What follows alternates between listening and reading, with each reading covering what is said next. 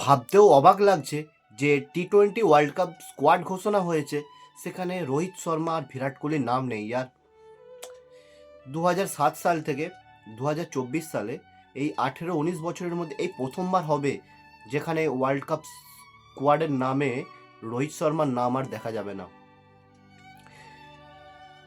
2007 থেকে 24 পর্যন্ত যে টোটাল 9টা ওয়ার্ল্ড কাপ হয়েছে টি-20-র, রোহিত শর্মাই একমাত্র ক্রিকেটার যিনি সবকটা ফরম্যাট খেলেছেন, কিন্তু 2025 ওয়ার্ল্ড কাপে আর দেখা যাবে না।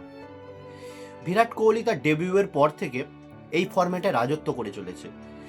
2টো প্লেয়ার অফ দ্য সিরিজ, 1300-র বেশি রান। অন্য কোনো ক্রিকেটার পারবে কিনা আমার জানা নেই বন্ধুরা, বাট এটা মেনে নিতে হবে।